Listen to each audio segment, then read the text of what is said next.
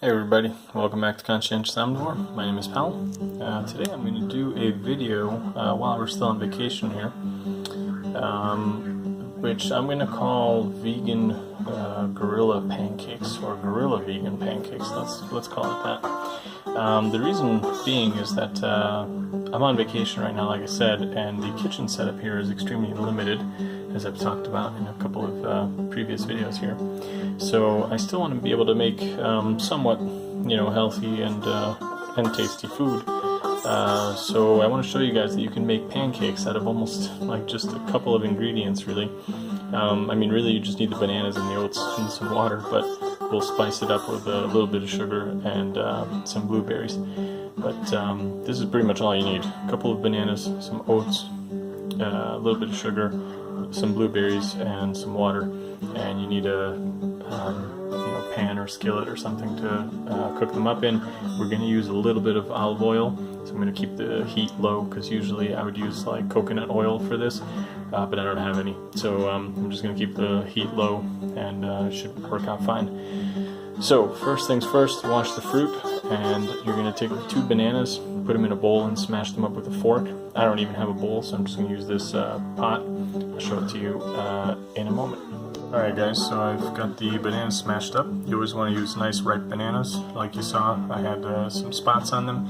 A couple of reasons. One is that they're a lot more sweet that way. The other reason is that you can actually smash them really easy with a fork, and you don't really need any utensils or blenders or anything. So we got that smashed up.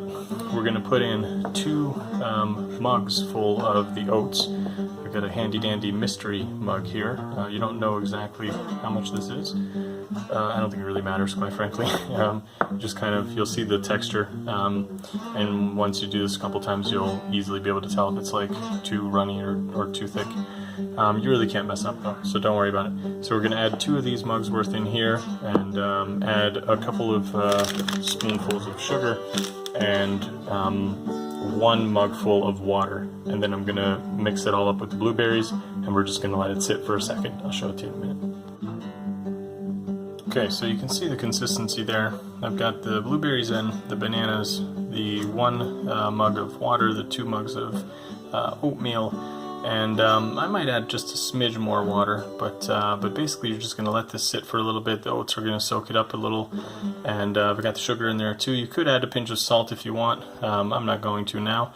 And if you've seen my previous video on making the best pancakes ever, you'll know that I usually add flax seeds in, and I don't usually use sugar. I use like dates to sweeten this, or you could use raisins, but again, I'm kind of limited with what I've got now, and that's kind of the point of the video, so just keep it real simple.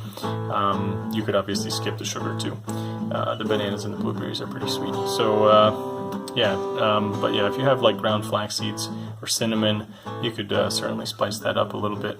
I'm going to add just a smidge more water and let this sit. I'm going to preheat the pan, get a little bit of splash of olive oil in there.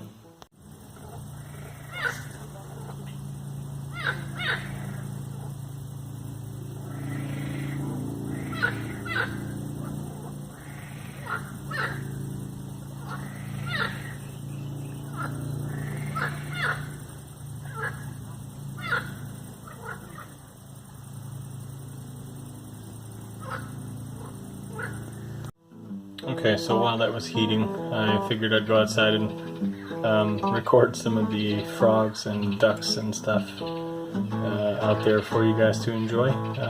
They've been singing to us all night, every night, which is pretty cool. And just want to show you the consistency real quick before we put a dollop in there.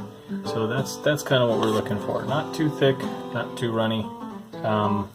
The oats have definitely absorbed some of the water and the moisture from the bananas.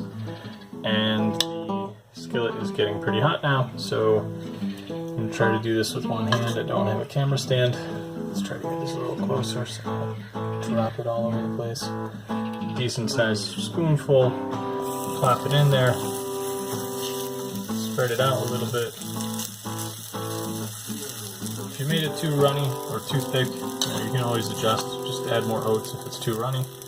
Add a little bit more water if it's not, runny enough. Or, well, you don't want it to be runny, but you get what I mean. And you're just going to put out maybe like 3 or so, depending on the size of the skillet. You want them to fit, and you want them to be able to flip them over. Obviously, with the size of the blueberries, you kind of decide how thin you push everything out. With the bigger blueberries like this, I don't want to go too thin because they'll kind of fall apart as you're trying to flip them. So I'm going to let them go. This is a little bit trickier than the blended pancakes that I've shown you guys in the other video, because you don't really see bubbles or anything, so you don't really know when it's done. But you can really kind of already smell the bananas and just the sweetness. So you just kind of keep an eye on it, look at the edges. You'll see when it looks a little bit firmer, and then you'll know that it's time to flip them. So it's, maybe like a minute or two, but I don't want to give you guys the time. Like, definitely keep an eye on them, because it can vary greatly. So and it really matters depending how much heat you're using on there as well. So just keep an eye on them. When you see like they're looking like they're ready to be flipped, you want to flip them over. They should be light brown, like golden color on the bottom. And the top is always something that doesn't need as much as the bottom, just because some of it's already cooked through. So keep an eye on this. I'll show you guys when I'm cooking it.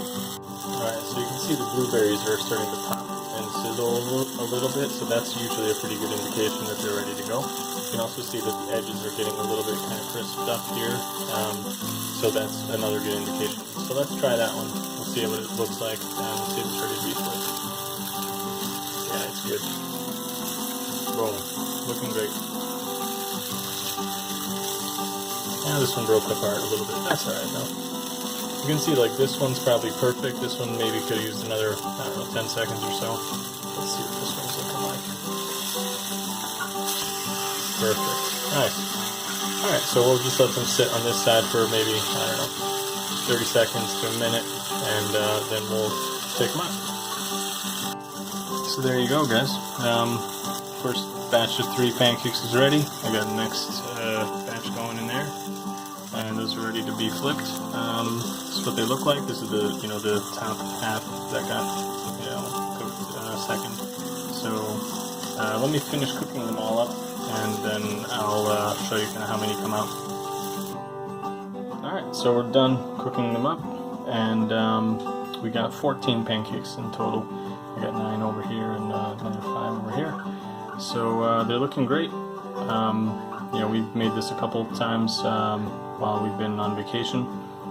Made it a couple days ago actually, and it comes out great. Really kind of impressed at how easy it is to make it with just so little equipment needed and so few ingredients. And definitely check out the other recipe I've done, which is a little bit a different style.